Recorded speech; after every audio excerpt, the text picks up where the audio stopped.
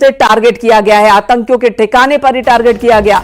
भारत के हवाई हमले में 70 आतंकियों के मारे जाने की खबर है और पीएम मोदी खुद ही इस पूरे ऑपरेशन की मॉनिटरिंग कर रहे हैं। भारतीय आर्मी ने लिखा, न्याय हुआ, जय हिंद। यही बात भारतीय वायुसेना की तरफ से भी लिखी गई है कि न्याय हुआ है, जय हिंद। ऑपरेशन सिंदूर, पीएम मोदी ऑपरेशन की मॉनिटरिंग कर रहे हैं और यहां मुरीदके की तस्वीर भी आपको दिखा रहे हैं। लश्कर का हेडक्वार्टर है यहां पर और तमाम कमांडर है लश्कर के जो कि मारे गए। हालांकि ये अंदेशा पहले से ही था पाकिस्तान को कि भारत कोई बड़ा एक्शन तो लेगा ही।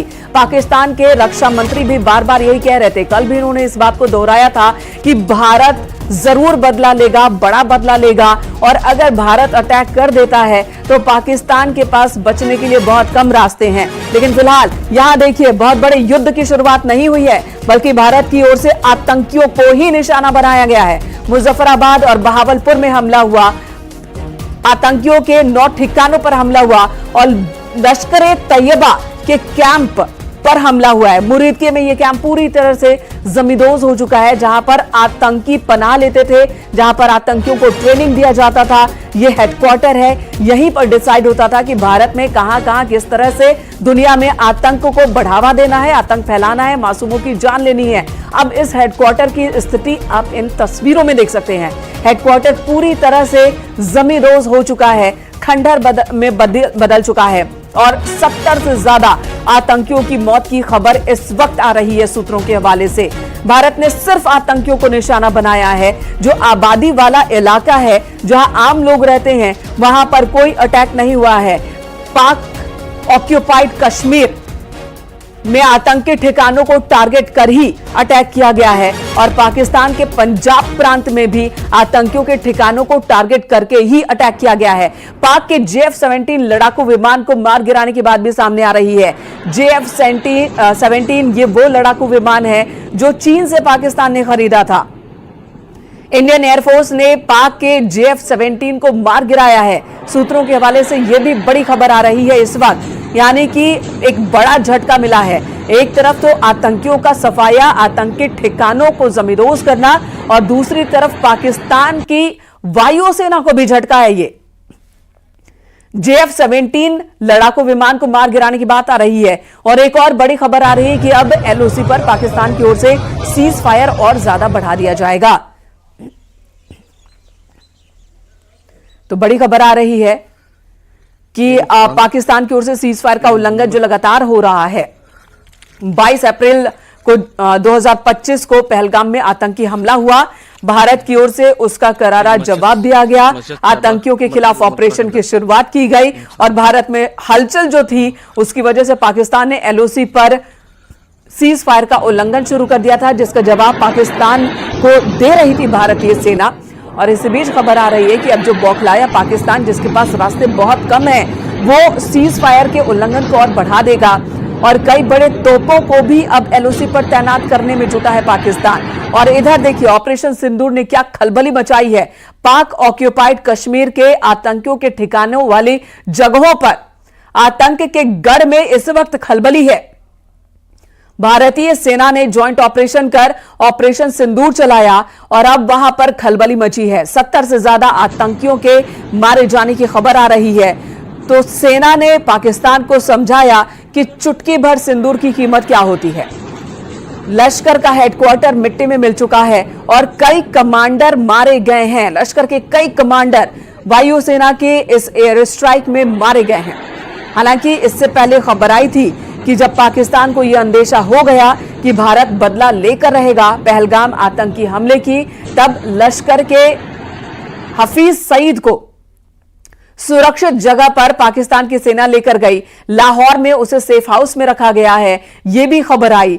पाकिस्तान के अंदर पाकिस्तान की सेना और पाकिस्तान की सरकार किस तरह से आतंकियों को पनाह दे रही है, भारत ये दुनिया के सामने उजागर करता रहा है और भारत की निगाह हर हलचल पर है। और भारत सरकार ने यह भरोसा दिलाया था कि हम एक्शन लेंगे, कार्रवाई करेंगे। सेना के तीनों विंग को पूरी छूट दी गई थी प्रधानमंत्री की ओर से। लेकिन ये जो अटैक हुआ, ये अटैक इसलिए मायने रखता है पंजाब के इलाके में, मुरीदके के अंदर और बहावलपुर के अंदर। उससे पूरी दुनिया के अंदर ये संदेश गया कि ये केवल कश्मीर से नहीं हो रहा था, ये पाकिस्तान की आर्मी, क्योंकि पंजाब के जिस इलाके के अंदर ये टेरर कैंप चल रहे हैं वहां आप देखिए कि आर्मी के बड़े हेडक्वार्टर हैं।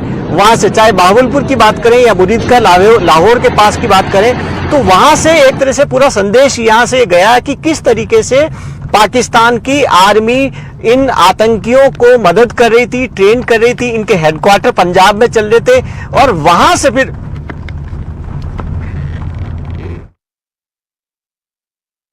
तो पाकिस्तान की आर्मी जो कि पाकिस्तान से आतंक को भारत की तरफ सप्लाई करने का काम कर रही थी, अब पाकिस्तान की आर्मी को भी जवाब मिला है। और इस वक्त बड़ी खबर आ रही है, राफेल का इस्तेमाल हुआ, सुखोई 30 का इस्तेमाल किया गया भारतीय वायुसेना की ओर से, और राफेल लड़ाकू विमान का इस्तेमाल किया गया। राफेल से दागी गई स्कैल्प मिसाइलें, जिसने पाकिस्तान में आतंकियों के गढ़ को तबाह कर दिया। भारत के हमले में पाकिस्तान को बड़ा नुकसान हुआ है। पाक में सभी स्कूल कॉलेज फिलहाल आज बंद कर दिए गए हैं।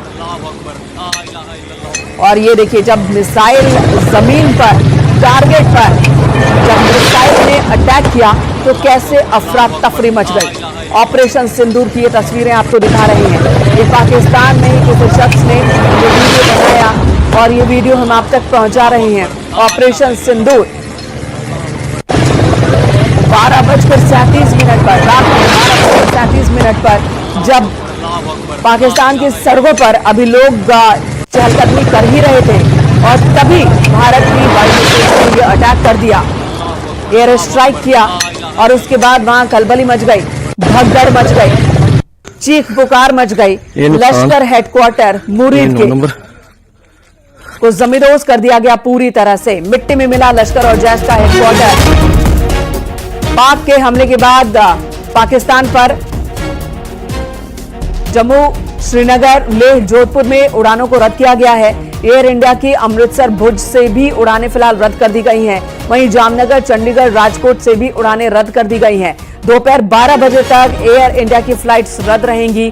और आपको बता दें, पाकिस्तान में भी इस अटैक के बाद खलबली मची हुई है। पाकिस्तान में जो वहां का एयर स्पेस है इस वक्त पूरी तरह से प्रभावित हुआ है।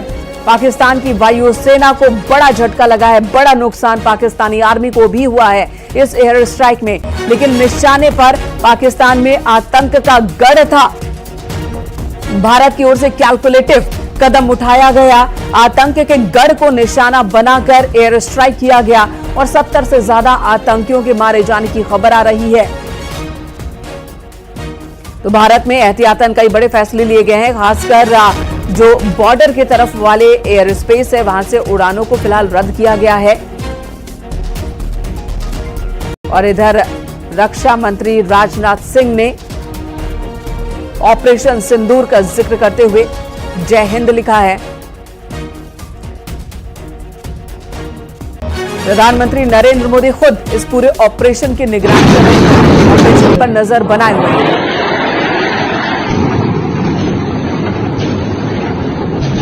22 अप्रैल 2025 को पहलगाम में आतंकी हमला हुआ था, जिसमें हफीज सईद के रिश्तेदार हफीज मूसा का नाम भी सामने आया था।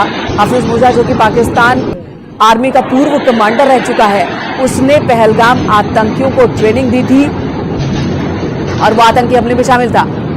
पाकिस्तानी सेना का कबूलनामा, आपको बता दें, पाकिस्तान की सेना ने कबूल कर लिया है भारतीय हमले पर। पाकिस्तानी सेना ने कबूल कर लिया है और उनका कहना है कि 6 जगहों पर 24 मिसाइलें भारत की ओर से दागी गई। मुजफ्फराबाद में भारतीय हमले पर पाकिस्तान की सेना ने यह कहा है, ये तो कबूल कर लिया है कि भारत की ओर से अटैक किया गया, लेकिन उनका कहना है कि 6 जगहों पर 24 मिसाइल से अटैक हुआ है और किया गया है। ये बड़ी खबर है और लश्कर की टॉप लीडरशिप ढेर हो गई है। जैश का हेडक्वार्टर तबाह हो गया है। हिजबुल तो पहले ही खत्म हो गया था, अब बचे कुछ लोग थे वो उसके तबाह हो गए। ताला सईद के टॉप कमांडर उसमें ढेर हो चुके हैं। देखिए, और एक और बड़ी खबर हमें यहां पर आ रही है कि ताला सईद के कमांडर जिन्होंने पहलगाम आतंकी हमले के जो ऑपरेटिव्स से आतंकी गुनाहगार आतंकी हाशिम मूसा उनकी मदद की थी, उनमें से भी कई कमांडरों के मारे जाने की खबर हमें मिल रही है। ताला सईद के साथ वो रहते थे, जो कि अब पिछले कई दिनों से लश्कर की देखरेख कर रहा था। तो ये एक अहम जानकारी मिली है। हम दोनों फ्रंट पे आपको रिपोर्टिंग कर रहे हैं। ग्राउंड पर जहां पर लगातार पाकिस्तान की ओर से फायरिंग यहां पर जारी है। हम थोड़ी कुछ ही दूरी पर मौजूद है, लेकिन यहां पर हम पहुंचते ही हमने धमाकों की यहां पर आवाज सुनी, हमने आवाजें सुनी, एक सतर्कता की आवाज। हम सतर्कता बरतते हुए आपको यह तस्वीरें दिखा रहे हैं या बातें बता